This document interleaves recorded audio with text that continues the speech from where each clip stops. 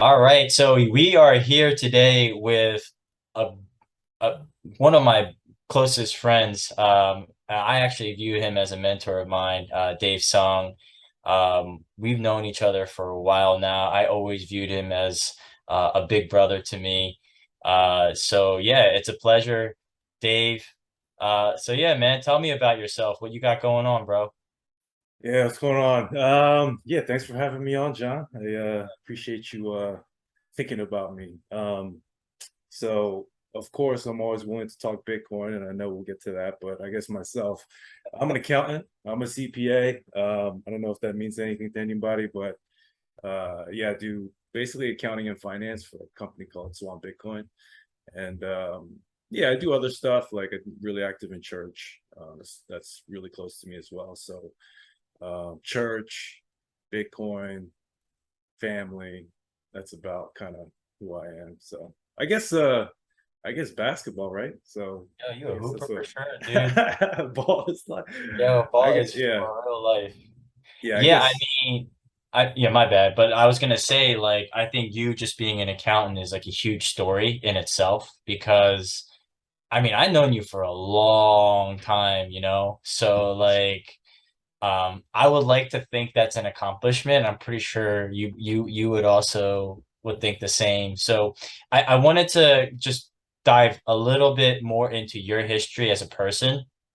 So like not in extreme detail, but in a condensed version. Like, let's start from the beginning, like when you were like a kid all the yeah. way till now. Like, how did you become one, an accountant, and then how did you go into really into Bitcoin?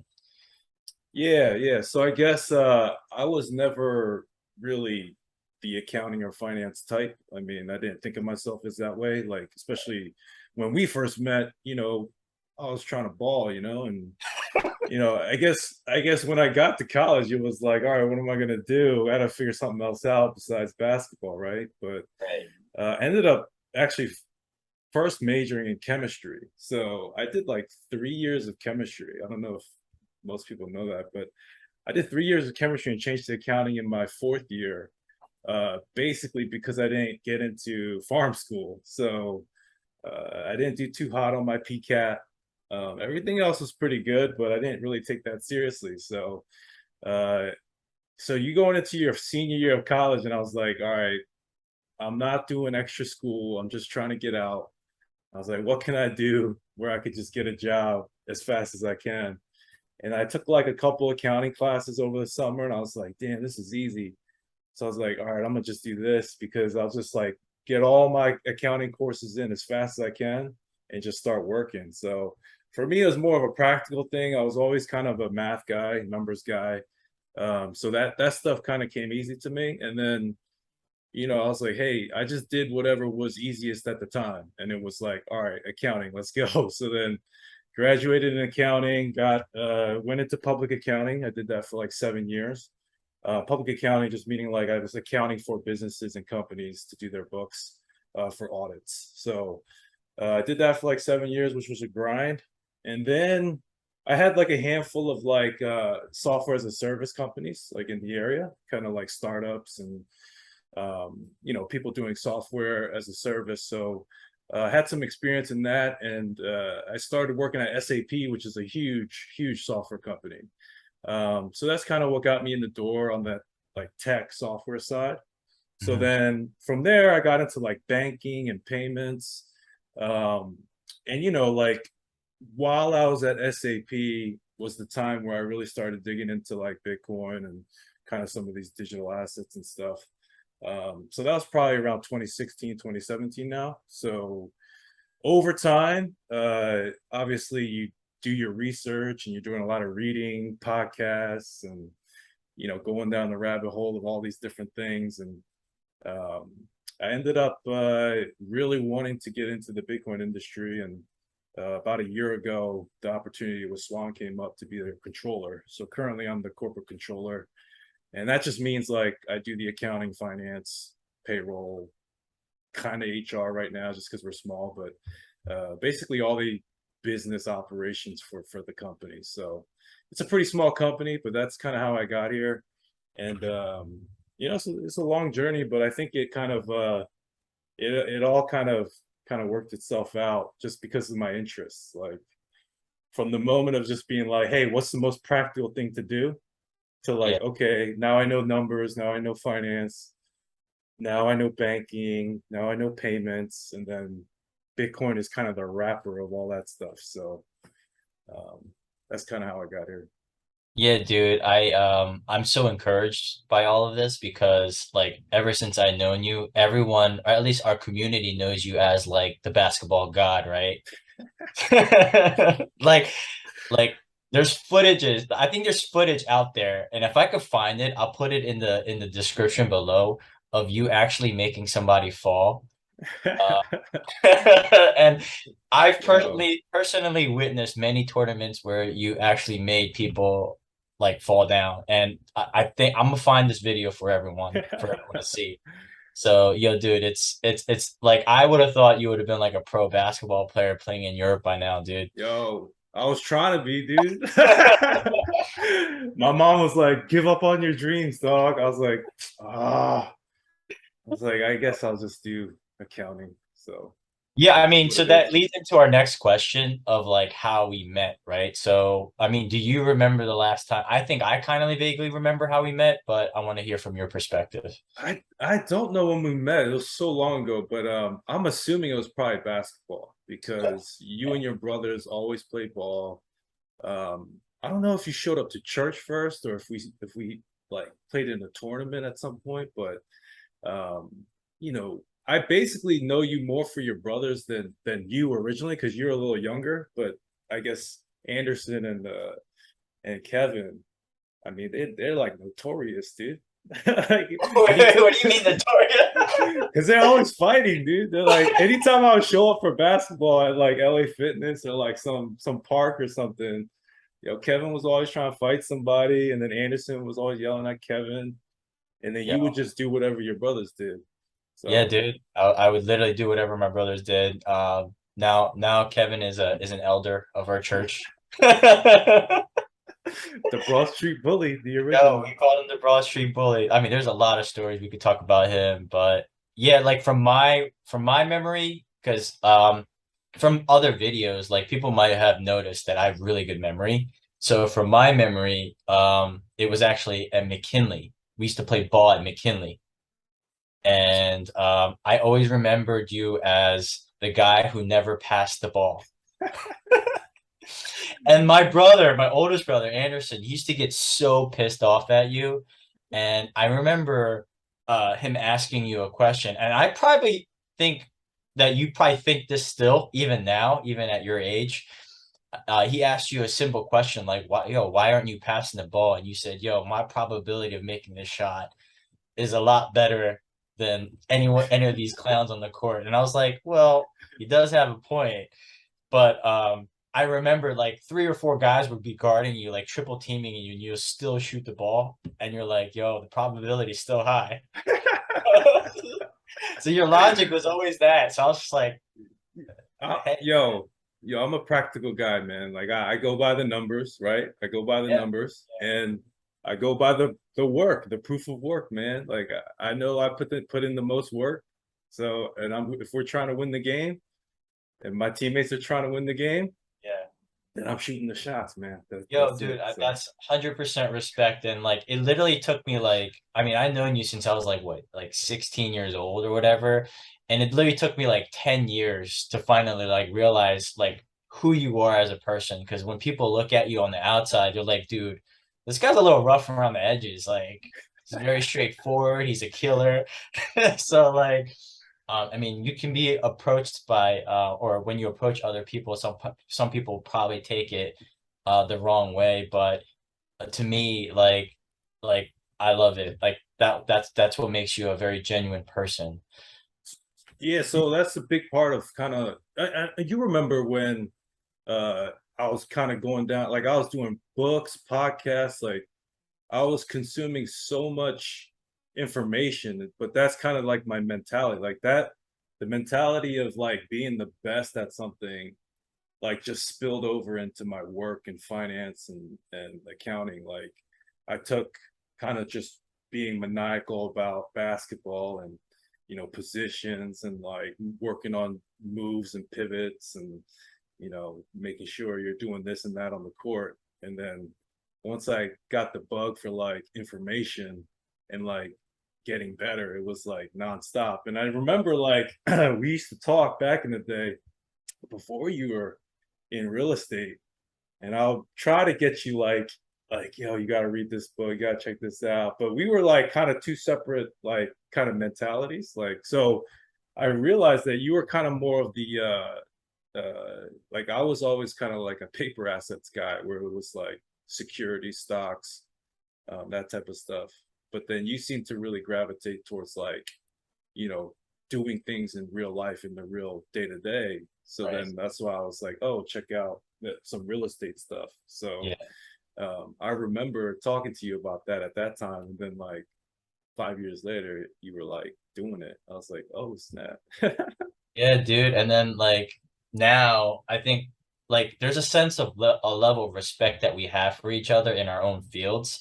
And like I joke around with you because I call you Dave Ramsey song because like and we'll get into it like, Yeah, obviously yeah, later. But just your perspective of finances. But again, it's highly respected because a lot of the things that you do, especially with Bitcoin, I've personally even adopted into my own finances. So, leading into the next question, uh, let's talk. Let's talk about Bitcoin. This is a very simple question. What is Bitcoin? yeah. Well, that's a very complicated question if you want to really get down to it. But the real simple answer to that is it's money. Right. The harder question is then what is money, right? So you I guess what I would say is Bitcoin is an idea. Obviously, it's an idea implemented through software, through code, right? So this idea of money kind of goes back to like the beginning of civilization, right? Like, at what point did we turn barter and trade into, hey, we need money to help us trade, right? It's like the idea of the coincidence of needs, right? Like if you're trying to sell me a house, but I only have like cars, but you don't necessarily want a car, like, and I don't have enough cars to get your whole house in terms of value, like we have to be able to trade with something else so that I can buy your house, but you don't necessarily take what I'm offering, right? So that's kind of the genesis of what money is. It's a medium where which two parties can trade whatever goods that they're producing, right? Right. So that's what Bitcoin is. It's a solution to that problem, right? But so is the US dollar, so is the ruble, so is the yen. All of these things kind of take that role. The problem with money today is that only recently it's been kind of controlled by governments. So prior to like around 1970, 1971, people would say money was kind of always backed by gold or a form of gold or Right. form of gold reserve currency. So gold has lasted as like money for so long, but it's because of specific reasons why, right? Like you can't have money that's like infinitely available. Like sand cannot be money because everyone would go to the beach and just take all of it, and Or then seashells or there'd be too something much like that. sand. Yeah, Yeah. yeah. Yeah. So Yeah. Yeah. things that have tried to be money in the past, like shells, beads, Right. rhinestones, there's tons of different technical implementations of money that have failed over time Right. because of certain reasons. Some of them being scarcity, some of them being, hey, this isn't divisible enough. Like the rhinestones were big rhinestones, and people would trade them in public to say, hey, this is value that I'm exchanging for somebody's farm or land or sheep or cattle. But that ended up not working because they're like fixed, like you can't take it anywhere. You have to be centralized around the city. Everyone has to see it kind of being traded. It's not divisible. So monies fail over time for lots of different reasons. So like for instance, like wampum with the Indians, like they didn't have the technological means to make those beads really fast. So because it took them so long, that's what made it scarce. But then once industrial, like kind of Western civilization came over, they're like, oh, we can make these real easy. So they Yeah. just make them, and then they basically destroy their economy by acquiring all the wealth through the money, right? Right. So that has always been a problem. So Bitcoin kind of solves and checks the box of the most qualities of money that is meaningful to make good money, right? One of the most important things is, hey, the whoever gets to set the supply of money, like that's the most like privileged position, right? Because if you can make money, you can basically have a claim on somebody else's effort, right? So money is basically the most liquid, diversified option on other people's time, right? Right. So if I own a lot of money, I can demand products and services from anyone, and they'll be willing to give it to me because I have money. Hmm. So the control over the money and the money supply is the most privileged position, and it has to be taken responsibly, right? Like Right. today, the Federal Reserve and the US government basically have the unilateral right to print money as long as Congress passes the bill or Federal Reserve wants to manipulate the money supply, they can. But they do it in a way that benefits and privileges certain industries, certain people, certain stakeholders. So with that, Bitcoin originated actually out of the 2008, 2009 great financial crisis. Hmm. That was the first time where we saw, and in blatant daylight, that the banking sector was gambling by creating, synthetic derivatives on mortgage debt, Right. and they gambled it and got caught off sides and basically went bankrupt. But to save the system, like $800 billion were printed to save, Brilliant. Yeah. yeah, the banking system. So it was out of that kind of blatant money printing that somebody finally said, hey, we need another option, and we're going to create a system that kind of has better qualities of money than the debt-based monetary system we have today. So So can I just stop here just so that for our listeners here, yeah. now as far as like crypto goes now, right? The intended use would be very similar to what money was supposed to be when it was backed by gold, correct? Yeah, so the certain key attributes of gold that made it great money was that, Right. number one, it was scarce. Like you have to actually find gold. You can't synthesize gold. So Right. that's the whole idea of alchemy. And hey, if we could figure out a way to make gold, we'd be, kings, right? Like you can't because of how gold is chemically. It's like the most stable metallic metal that exists. It's the most durable. It doesn't react, so it doesn't corrode, so it's durable over time. And then it's also malleable. You can melt it down. You can make coins. You can divide it up. And also like um, the density of it makes it kind of unique, where it's kind of verifiable in and of itself. Like if you ever held actual gold compared to most other metals, you would say, hey, this has a weird like heaviness to it. So for those reasons, like that's why gold has been so great. So Bitcoin, similarly, it would be, hey, you can't print more of it, make more of it, fake more of it. Right. It has to be divisible, it has to be durable.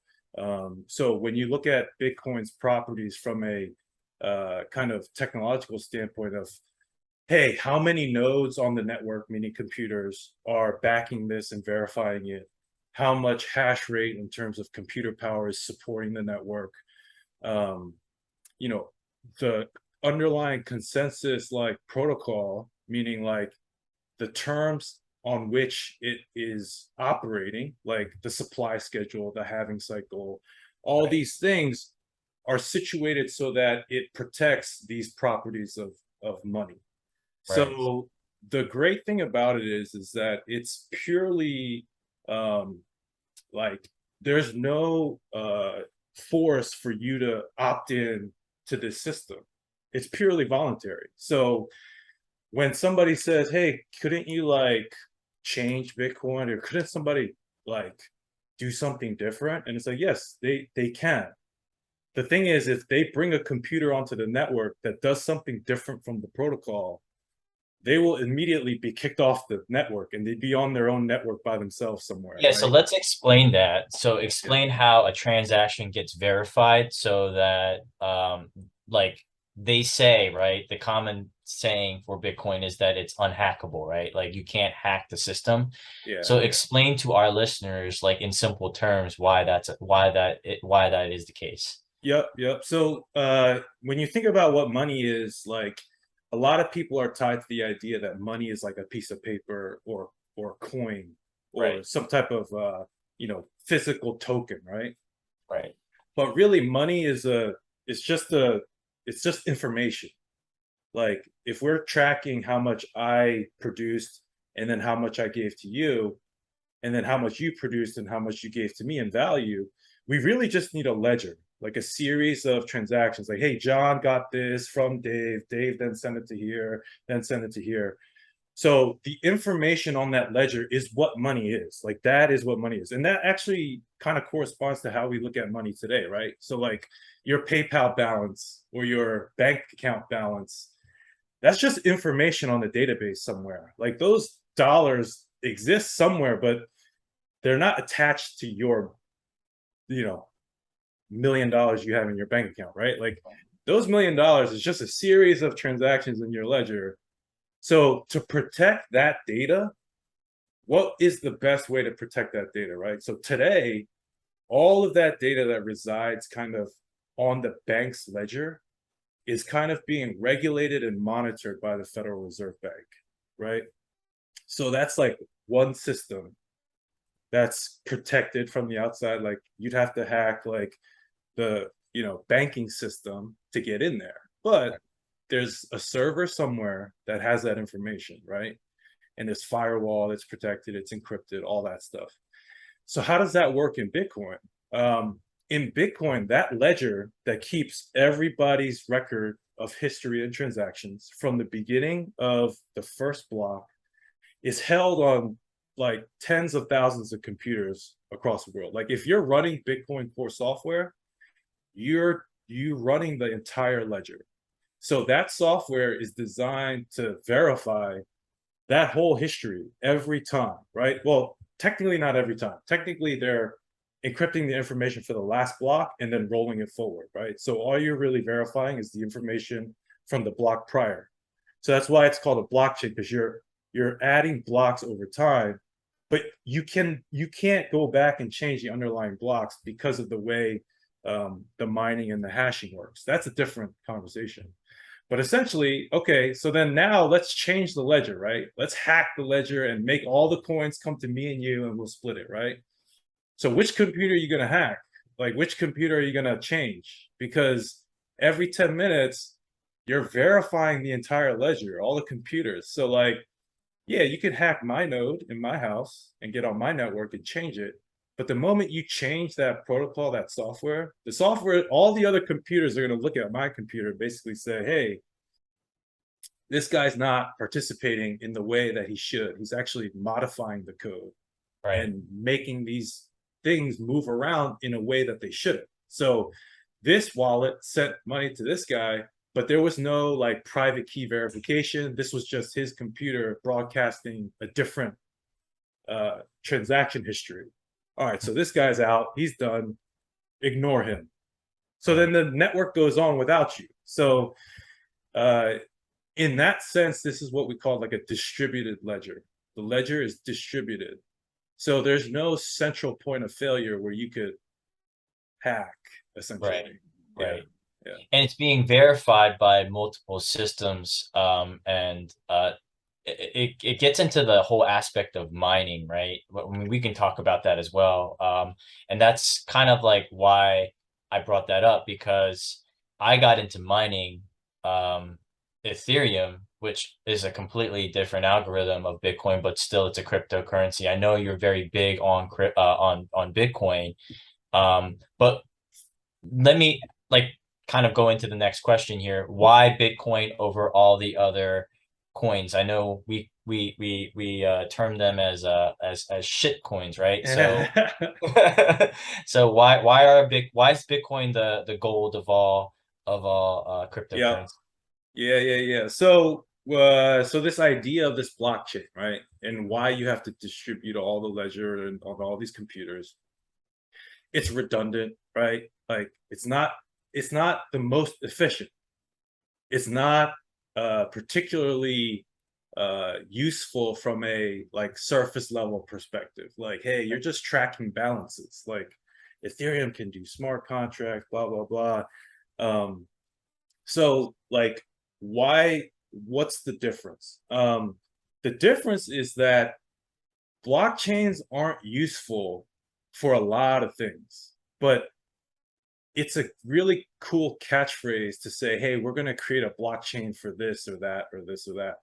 The Mhm. reason you need a blockchain in the beginning, the reason why Bitcoin implemented a blockchain style type of protocol is because money is a adversarial network, meaning the participants in the network of money should not and do not trust one another, right? So the idea of the best money is a money where I don't need to trust you.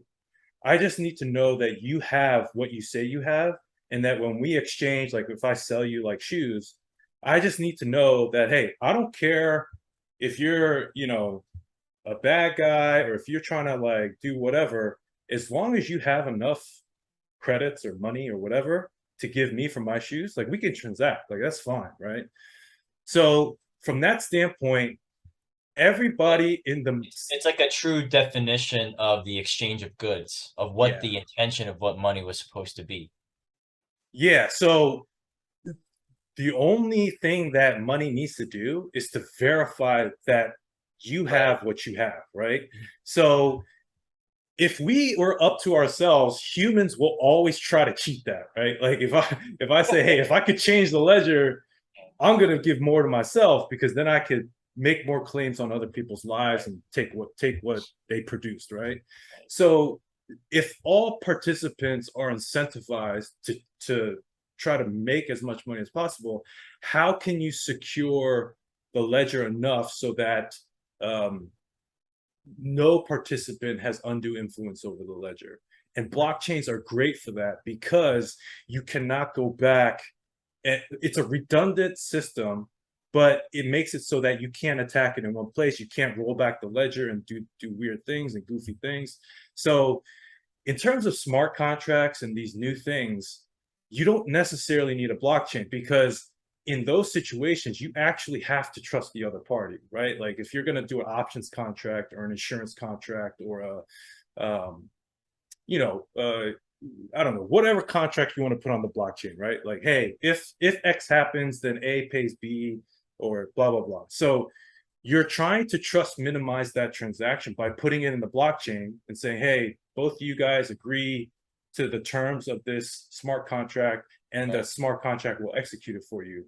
But at the end of the day, it's still a promise that needs to get executed somewhere and delivered. So you end up essentially at the end having to exchange money or something of value, but then you're using the blockchain to verify the code base and the contract. But we already have systems and ways to do contracts and settlement of whatever terms, like option contracts, insurance contracts. Right. We have ways to do that with central authorities. And yeah, you could say like, yeah, does I don't know what insurance you like to use. Does Aetna or I don't know, State Farm, do they have an incentive to cheat me and you out of our insurance contract, right? Like you're going to pay me if my house burns down, right? I don't know, maybe you want to put that on the blockchain, but it doesn't need to be. Um, and if you have to settle the value at the end, like in a digital fashion, you can still use Bitcoin. So Right. like it's solving a problem that doesn't necessarily need to be solved. And then we can get into like more of the details of why it kind of breaks apart at scale, because with the code base, with all that information around smart contracts and who pays this if this happens, like they're starting to run into efficiency problems. And then you can't run your own node. So like, because the data is too large to like actually download the Ethereum software. So then the code ends up running on like data servers and farms. So the joke is like Ethereum runs on AWS, and if we shut AWS down, like Ethereum wouldn't work anymore. So the whole idea of a blockchain is that individuals can verify the entire chain. Right. That's how you keep it decentralized, distributed, and fair. Right. But once you start centralizing that power, it's like, okay, now you can kind of exploit the exploit the protocol by attacking those centralized locations. So to make things simple, right, in simple terms from what you're saying, and what it sounds like is that in perpetuity, right, Bitcoin is running, whether we're alive, whether we're dead, and there's like nothing that can stop it, right? As far as like it, some of these other coins that are on the blockchain have that potential capability of being stopped. Yeah, so it's the at this point it's the most distributed with the most hash power behind it, meaning that like it would take exponentially more effort to stop the Bitcoin network than it would like a ton of these other things. Right. But I mean, those are some of the details. But at the end of the day, like blockchain's application is for money, because money is a unique network that needs to be protected by any centralized party, right? But it also needs to have a unique creation, right? Like you can't, if you're going to create money, you can't have a person or a foundation that's like, hey, I'm the creator of this. It's like, nah, you got to disappear. Like you can't have somebody like that in charge or have undue influence, right? Mhm. Because as that network evolves and grows, that central person ends up becoming like, oh, what did he say? Like, what does he think, or he or she think we should do if, some It big it wallet gets influences the hacked? coin. Like It it influences the coin. Yeah. it Yeah. influences the direction of the protocol. And then when something crazy happens or some big account gets hacked, like, do they get to roll back the chain and then fork it on another path somewhere else just because one of their buddies or close network got hacked? Or like there's a lot of that stuff kind of happening. But once you make those changes of the protocol kind of unilaterally and individually, like you're not a decentralized, like you end up going from the world of commodity, meaning, hey, this is what it is, like gold, oil, cash, like money is a commodity because there's nothing else to do there. Like you're not directing it, or like there's no board of governors or like foundation or owner to direct the forward progress of this commodity. That's why we call it a commodity. But then once you start directing it and influencing the protocol and like forking it and doing this and that, you're running something that people have financial stake in, that is in the hands of another person, being, or institution, where they can then, hey, let's increase the supply, or let's do an airdrop, or let's do this, or roll back the chain one block because something happened in this block, or Right. let's block these wallets and do all that stuff. So And just that's an for important part. our listeners, Bitcoin, they don't have that kind of like they don't. There's no face of Bitcoin, right? There's no president of Bitcoin, No, no, no. So that's the and it's like great the thing biggest about it. mystery in the world. Who is the actual founder of Bitcoin, right? Correct, correct. So that's the guy who went by Satoshi Nakamoto on the forums back in the day, and then he basically just walked away Right. from the project. And then now it's kind of like you said, it's like kind of one thing where humans have created but can't turn off. Like there's no turning it off. So it's interesting in that, like, hey, how does that end up working out? Like what ends up happening? Like, so Right. I would say that, like, if it's not dead, it's not going away, because Right. it's like like once you like spill sand somewhere, it's like, all right, like unless you have like a vacuum cleaner, like you're not picking that up one piece at a time. Like this stuff is everywhere, right? So Yeah. Yeah. Yeah. it's like toothpaste. Like once you squeeze it out, it's not going back in. So Okay.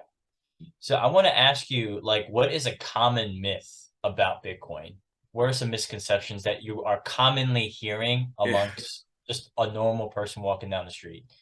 Yeah, like so for like equating it to just software, right? Like, oh, it's just some developer made this and put it on the internet and it's just running on some computer and we're just trading these tokens on like on one server and it's just like any other software, right? Oh, you can get into that computer and it gets hacked and yeah, that the implementation of Bitcoin is like the magic of it all, right? Like all the things that Bitcoin uses in terms of the proof of work, the code base, the utilization of mining, um, all of these things kind of existed before Bitcoin, but it's like the implementation of how it comes together to protect the information on this ledger is the really unique thing. And a lot of people think it's like just some kid that just like coded up something in their basement and just put it on a server somewhere and people are using it. It's like, no, like this is like,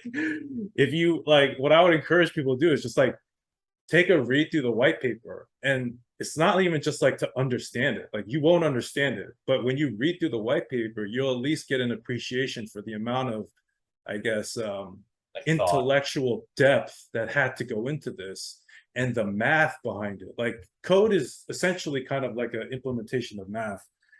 Because like it has to be like logical. Like you can't tell a computer to do something like illogical. Like it has to be like when you look at the supply schedule formula, like most people won't even really understand that math.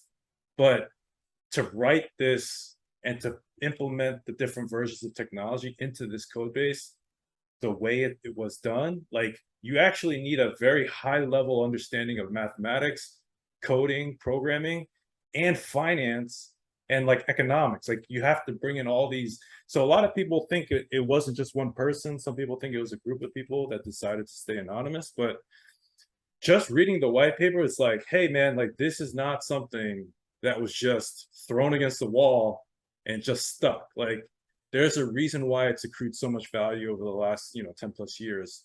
Mhm. And it's the just the rigor of the intellectual knowledge and depth of knowledge that went into creating it. So I would say, hey, it's not a joke. Like people say, oh, it's magic internet money. It's like, yeah, I guess, yeah, that's like the meme, right? It's magic internet money. Yeah. But there's so much underpinning it that like if anyone actually wanted to take a deep dive into it, they would have a pretty good appreciation for the kind of work that had to go into creating it. I mean, for me, like one thing that I can definitely like say on your behalf, because we've talked about it on a personal level, right? Is that the common myth that I think a lot of people think of crypto is like short-term gains, right? They're in there to make a quick buck, right? Your perspective of Bitcoin is so vast and like so long term that people actually don't see that perspective. So I just wanted like kind of your thoughts on that. Yeah, so that's why I kind of make a distinction between Bitcoin and crypto, because crypto is very much like short-term mentality, short-term thinking. Right. And it's because those things are designed like that. Like when you see something good in society today, you're going to take that good thing and you're going to market the hell out of it and try Mhm. to make that good thing benefit you somehow, right? Right. So that's what you call like affinity marketing. Oh, you like this? Oh, let me take the words and the ideas over here and implement it over here and try to gain for myself some type of value, because this already exists and this is free, this is voluntary, like anyone can access this network and participate. But because this is so hot and everybody likes this, I'm going to package it up, use some of the same phrases, and then do it over here. But this time it's going to benefit me, not kind of yourself in the network, right? Yeah. So a lot of crypto is that. It's a lot of insider, venture capitalists Yeah, spinning and up coins and tokens. I want to add on to that, Dave, because I know right now you're probably getting a lot of heat from our community of friends right now that you might have convinced into getting Bitcoin because it's considerably have gone down, right? Yeah, yeah, yeah. So like I'm sure like there's a lot of talks, there's a lot of news. So how do you reassure people, you know, where Bitcoin's going to end up going in the future? Yeah, it's a good question. It all depends on your time scale, right? Like in terms of what you're thinking about the value, right? Like if you're looking at this from the perspective of the last year, yeah, you're probably hurting a little bit, right? Like, hey, I expected gains, right? If you're looking at a perspective of the last 3 years, Yeah. you're doing pretty good. Like you're doing well. One thing I would say is though is that like Bitcoin, the thing that people get confused a lot is that, hey, I'm looking for money, but they're thinking I'm looking for United States dollars, like US dollars, right? Right. And in the terms of US dollars, right? Yeah, Bitcoin kind of goes all over the place. But, if you take a long-term view, yeah, it's going up. And there's a reason for that. But what I would suggest is saying, hey, like from my perspective, what I'm doing is I'm changing money from a money that is so volatile. And when people say that, people say like, "Hey, the U.S. dollar is not volatile. The U.S. dollar is the dollar, right?" Oh But no. in my perspective, I look at the U.S. dollar as volatile, Yeah. and I look at Bitcoin as stable. And the reason why is because the underlying characteristics of the money itself are observable and verifiable, meaning supply, how fast is it issued, uh, will it ever change in terms of total number? Like these are the more important things to think about in money, because when you look at the US dollar, the supply, like it's ever increasing and increasing at faster rates, like inflation is what I'm talking about. So Mhm. like the distribution of it is controlled by very few central parties, banks, right? And access to it is limited because it's dependent on credit. So in terms of like what I view as volatile, I don't know what's going to happen with US dollars in the future in Right. terms of its underlying characteristics. But Right. I do know what's going to happen with Bitcoin in the future is that it's going to issue at the supply schedule that's programmed into the network. You know what I mean? So like what I would say is like money is a tool, right? You're using money to live your daily life. You're using it to buy things, sell things. Like it's a facilitation of economic activity, right? But if your money, so it's a tool, right? And then like for you, it's like, hey, what if your contractor had to build your next apartment with a ruler that kept changing? Like, Right. would he ever get a job? Would he ever get the job done? No, the house would look terrible. He wouldn't be able to actually finish anything because his ruler, what he's using to measure the future, view of this house can't stay the same. So the tool's getting more useless as he tries to build stuff, right? And that's kind of the same idea for money. It's like, hey, if you have a constantly fluctuating inflation rate, it's hard to produce more complex goods and services, right?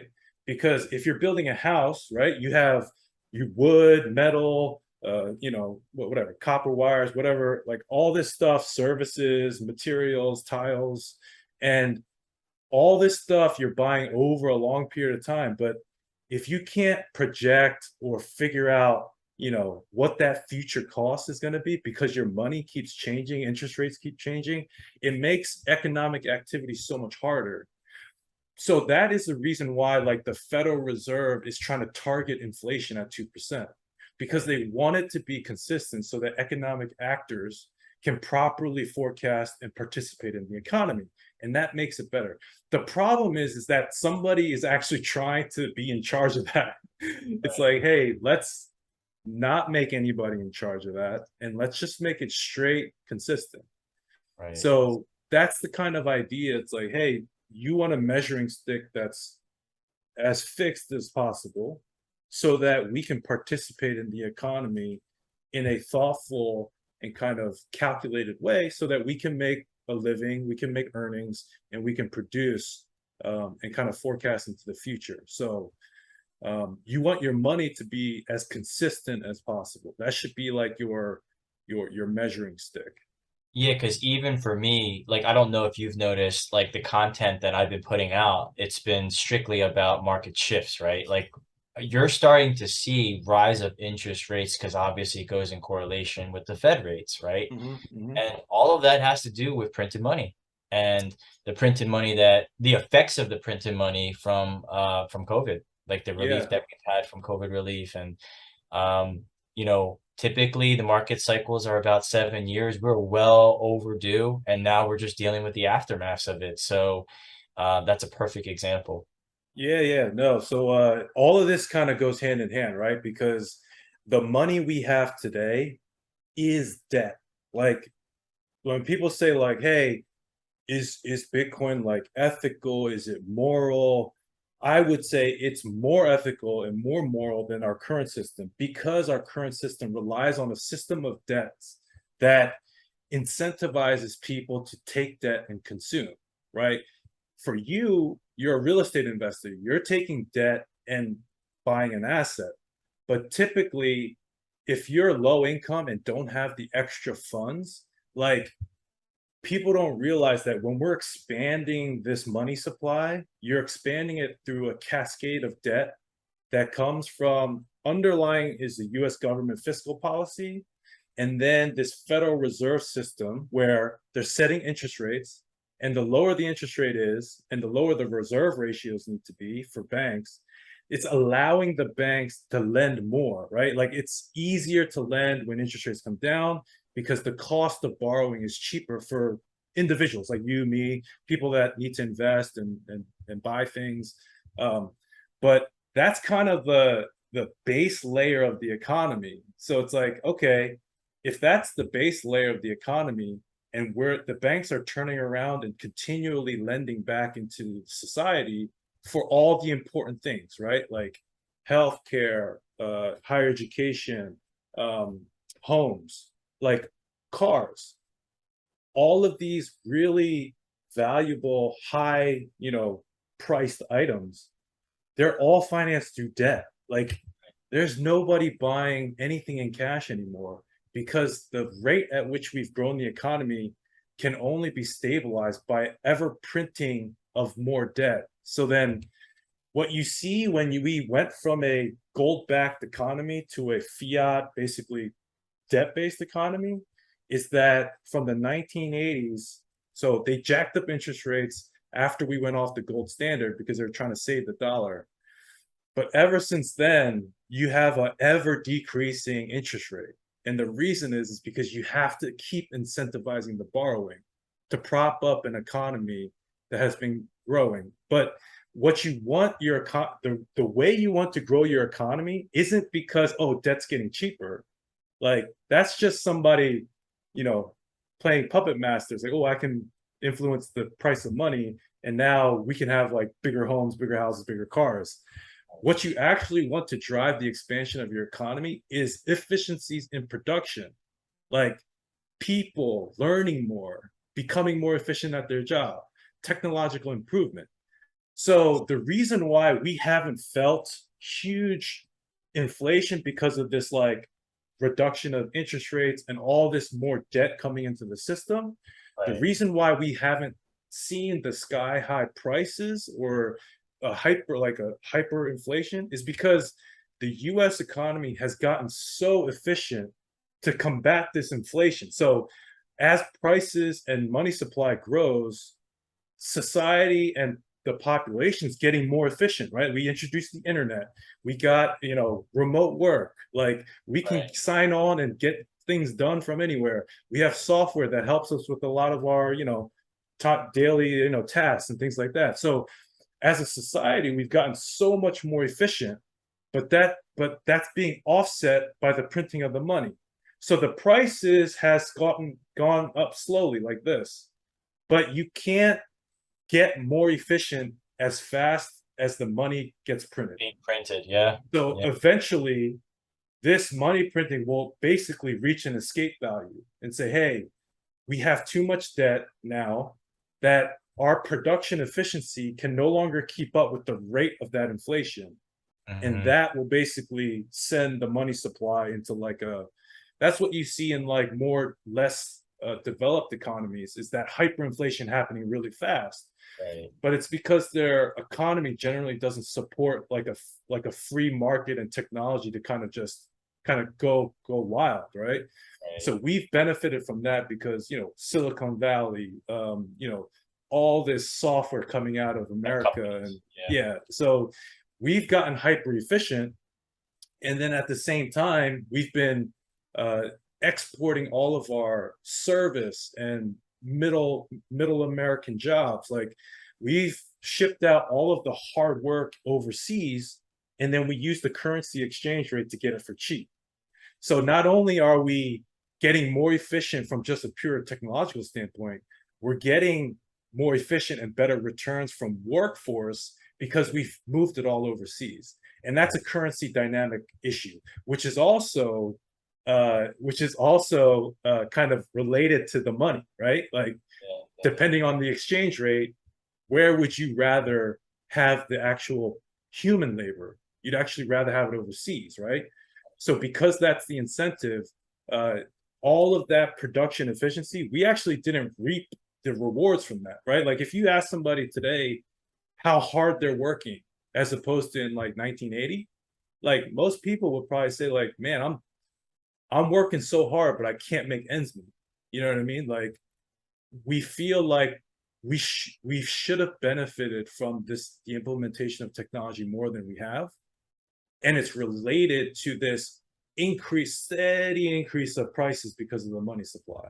mm, So the moment production doesn't keep up with this expansion of money supply, that's when you're going to have like a, hey, 10, 12, 13, 15% CPI inflation rates. yeah. I mean, that really goes back, Dave, to like going back to like what we were talking about. Like Bitcoin is not crypto to you, or I mean, to even to me, it's a form of an exchange of goods and services, and it was the or it is the way that money was intended, for it to be.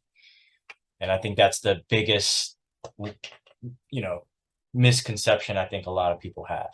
Yeah, yeah. So then I would go back to like, hey, if anyone's in this boat of like, hey, what's Bitcoin and what's crypto? Like, Right, again, it goes back to how we started the conversation. It's like, okay, Bitcoin is money. right, Crypto is not money. And if you went through the attributes of money, like scarcity, divisibility, you can't manipulate it. Like the cryptos fall on under those categories. They can be something else. Like you can have a blockchain to run like a currency for like a game or something, and that's fine. Like, yeah. Oh, not yeah, yes. What's it called? NFTs. Yeah, yeah, people like NFTs, and you can actually kind of simulate like a physical object by hashing information and creating a unique, hash, yeah, and you own that hash, right? And yeah, you could say that that's kind of like physical objects, but people can do that, and that's fine, but that's not money. Like that is not something that you would rely upon to say, hey, I'm going to save for the next 10 years. Like that is not something you would want to stake your savings on. So hmm, so the other idea is that like, hey, Bitcoin is savings. It's not investing. Like Bitcoin's not doing anything. There's no management team that's like, oh, let me get your money and then I'm gonna do this, this, and that, and then I'm gonna make something else. Like what I'm saying is it's money. right, Investing is, hey, John, I like what you're doing. I'd like to take like a 50% stake in your next property, right? right, Like I'm giving you money and you're turning around and doing stuff with it. Like right, that's an investment. right, Security, stocks, same thing. I'm going to own a part of your business, and this owner and management team is going to go turn around and work and do something with my money and then give me a return, right? That's not what Bitcoin is. Bitcoin is the money. Like Bitcoin is the thing I'm giving to you as value to do whatever you got to do. So that's kind of the underlying frame shift. It's like, hey, we've grown up in a society like I'm an 80s baby. Are you 80s? Or are you yeah. 90s? I'm 88, man. Just Oh, made okay, it. all right, yeah. So we've grown up in the 80s, so like we all we know is this current regime of money, right? All we know is fiat money because Right, fiat money started in 1971. So we think that, hey, money is just what the government says it is. But throughout all of history, that's not the case. Like that's only a recent phenomenon where, hey, we've let the government issue money. But historically speaking, the money has always been something independent of everyone, which is gold, right? The longest standing form of money is gold and silver and there's reasons for that. So Yeah, so that's I kind want to of the actually get mindset. it, if it's okay with you, I don't mean to cut you off, Yeah, but yeah, I go want ahead. the gold part. So like you view Bitcoin as a form uh of money, right? It is money, right? But uh to me, I also view it as a form of hedging inflation and fiat, right? And that's why a lot of investors they buy gold, right? Yep, The best thing to do is actually buy the physical gold, right? The actual physical properties of gold, right? yep. To hedge against inflation. So, why would someone invest in Bitcoin over gold? Hmm. That's a great question.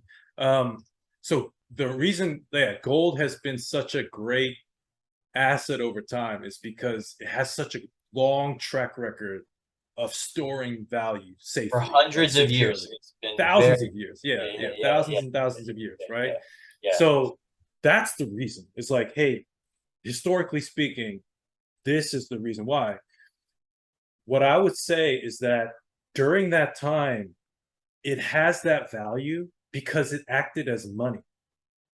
What I would say is the moment gold stops acting as money, meaning there's a better money available, the value that's associated with gold that's related to its money value, monetary, we call that the monetary premium. right. So gold has a utility value for what you could use it for, right? Jewelry. I think people use gold in like computers or like I Yeah. don't know. Like it doesn't But it can like easily turn into like copper because it's what people believe, the correct. perception of money, right? The So perception of, yeah, so copper is now to its utility value, and then based on supply and demand of who right? how much copper there is, like then the price will change a little bit. But ultimately, it's utility value. How much can I use this in an application for pipes or wiring or whatever? Yeah. Um, so what I would say is in the market of money, over time, people will gravitate to the hardest money, right? So if there's a premium option for money, that's where people will go if it's not a coerced market, right? And I say that because money today is a coerced market, right? Like me and you have to use US dollars because we live in America. And if we didn't pay our tax bill in dollars, like we're going to jail. Like that's just, like that's just the end of the deal, right? Like if we don't pay our taxes in dollars, you get locked up, right? So Yep.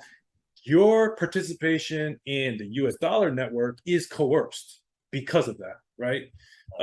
So in a free market where there is no coercion, where you get to choose which money you pick, everybody will choose the money with the best characteristics of money, meaning scarcity, divisibility, fungibility. You can't change the monetary policy.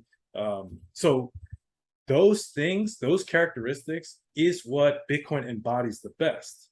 So then what happens to gold in light of a better money? It reduces down to its utility value because the monetary premium that gold obtains starts to go away, starts to migrate to actual money, right? So similarly, like you would say, okay, real estate, uh, like there's a monetary premium on real estate, whether you know that or not, right? Like the savings account in America isn't a checking account or a savings account in the bank.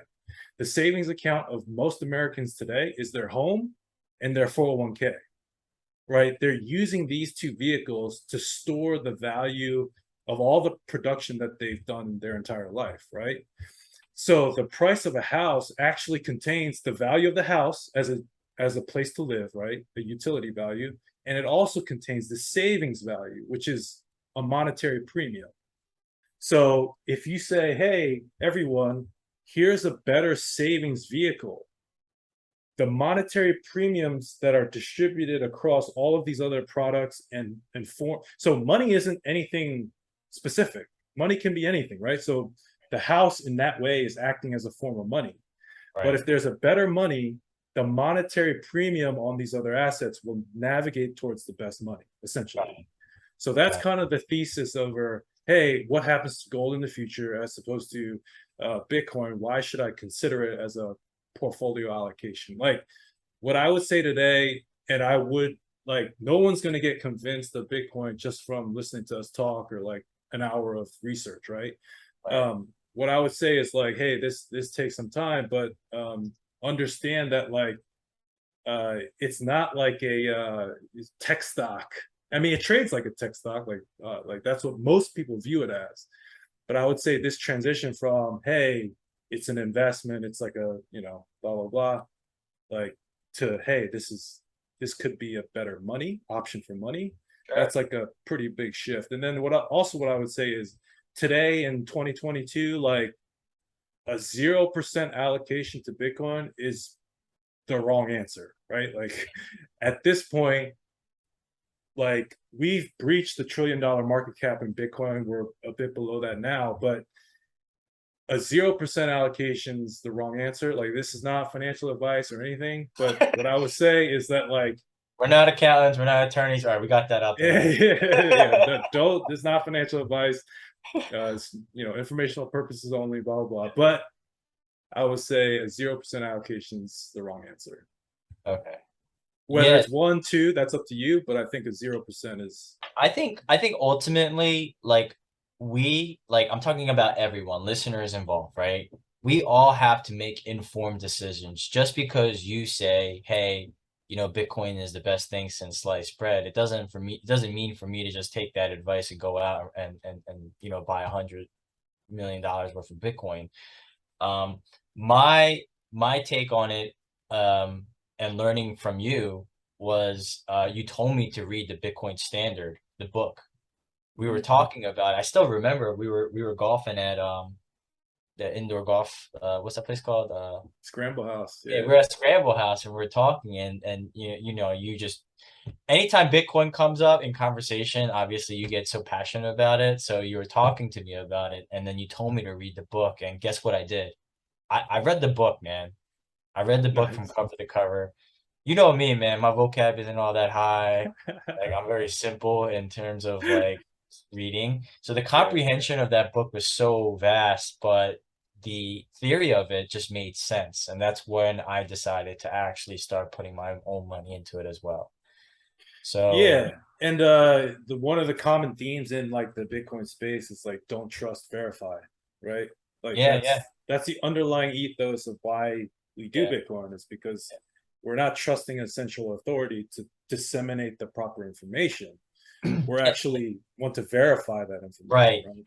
And Yeah. I actually give that advice to everyone that's listening. Like whether we talk about our faith, right, in believing in Christ, or whether we're talking about like real estate or Bitcoin, like the person who is deciding really needs to like be informed and make that decision, him or herself, right? For sure. Uh, so the next question I wanted to ask you was, I learned from you about the game, right? The Bitcoin game. For me, that's how I view you as a mentor. So who was your professional mentor in the Bitcoin game? Yeah, I mean, nobody like personally, but like you said, like I since like probably like since I was like 25, 26, 27, like I've made friends with books, man. Like like I never read so many books in my life as outside of these past like 5, 10 years. I never read books as a kid. Like I could care less. I was more of a math guy. But yeah, like books, podcasts, like just filtering through all this information. Um, like there, I could give so many recommendations. Like maybe I'll drop some to you so you could like throw them in the comments or whatever. I'll But yeah, definitely put Bitcoin Standard in the description because that's where I got my information from you. yeah. So I got a ton of those. Like I've been down this rabbit hole a long time now. But it probably takes like, I would say it probably takes like 4 years or so. Like the moment you get introduced to it to the moment like you change your mind about it to be like, oh, this is something really important. Just because it takes going through kind of market cycles, right? Like even as an investor, like you don't really learn much until you lose a lot of money, right? Like that, like that's just the facts, right? Like if you've always won your entire life, like it's hard to learn anything from that. Right. but you learn from your losses, and you have to go through kind of like the pains and stuff like that. So like that's when people say like, oh, I like all the other cryptos, and I'm doing trading or day trading and stuff like that. It's like, all right, well, yeah, everyone has to kind of go through that to realize that like, that ain't it. So like those are personal journeys for people. Um, so yeah, I mean, I would say like if anyone needs recommendations or looking for a place like Swan Bitcoin, the reason I joined the Swan team is because they do a lot of that. So we actually have like if you go to swanbitcoin.com/canon, CANON, Mhm. um, that like we created a repository of all of the best content in Bitcoin, kind of grouped by topic. So you can actually learn about mining, and we'll have like, 10 articles, books, podcasts that will kind of walk you through everything you need to know. Um, Bitcoin and gaming, Bitcoin, what is Bitcoin anyway? Like a lot of these things we've categorized and kind of put in place so that somebody can just go there, check it out, start a podcast, start a book, kind of go down that rabbit hole for themselves. Because it's like, hey, like, yeah, you could tell somebody to do something and they follow your direction and they're successful or whatever, but that's not like success. That's just like, oh, you just kind of followed somebody's lead. But if Yeah. you don't really understand or believe in what you're doing, like you're never it's that's not going to hit home, like that success Yeah. is not going to be a meaningful feedback to you at all unless you actually like do the work behind Right. understanding things. So it's like, yeah, basketball, jujitsu, like it's all the same. Like if you don't do the work yourself, you don't actually reap any of the benefits. Like, Of course. And on yeah, top of that, it's like the saying, like, you give a man a fish or you teach a man a fish, right? There's just so much more abundance in actually learning yourself. And yeah, that's yeah, why I 100% agree. Um, Going back to, obviously to your work, right? What are some things in your business that you're looking for? I know like a common answer that I typically get is like getting more customers and more business. That's obviously yeah. a common answer, but like what specific systems, products, tools, or even people, like what's a common client for you to help your Yeah. business? Yeah, yeah. Yeah, so we sell Bitcoin. We're a Bitcoin acquiring platform, I guess you could say. So we have like a private sales team that will help like high net worth individuals get onboarded. We have a retail product where it's just, click and, set it up, set it and forget it. We have a lot of education and marketing materials. We have a conference coming up that we're going to throw in LA, Bitcoin Pacific Bitcoin Conference, And November 10th and you're 11th. going to that, right? Yeah, yeah, I'll be there. Yeah. All right, nice. So if anyone's trying to go to LA, November 10th and 11th, hit me up. Tickets on sale now. But like because of like all of those things, like most of everything we do is software based, right? So Right. like we look for developers, we look for engineers. Our sales team is like real high class, like guys from Goldman, guys from legacy gold markets, like they're coming and trying to participate in getting people to acquire Bitcoin. So um, I mean, from that perspective, we actually also own bitcoinerjobs.com. So if you're looking for a job in the Bitcoin space, this is a website we operate for free. So we take all the businesses that are Bitcoin only, post their jobs that they're looking for, and it's a place where there's all types, like, yeah, a lot of them are engineering software jobs, but there's also finance, accounting stuff on there occasionally. There's also marketing. There's tons of stuff on there. So if people are looking for that, take a visit there. We also own bitcoinerevents.com too. So if you're looking for a local Bitcoin meetup or want to get plugged in, like I know you do meetups all the time. They're great. Like they're great Yeah. to like meet people in your location to kind of network and expand your understanding with like a live conversation, right? So bitcoinerevents.com is also us. I mean, we're just doing a lot in the space to like organically grow it and have people understand kind of what's going on in the background. Like I would say that like the and this people might think I'm crazy for saying this, but I think Bitcoin is like an innovation on par with like the printing press or like written word. Like it's an innovation that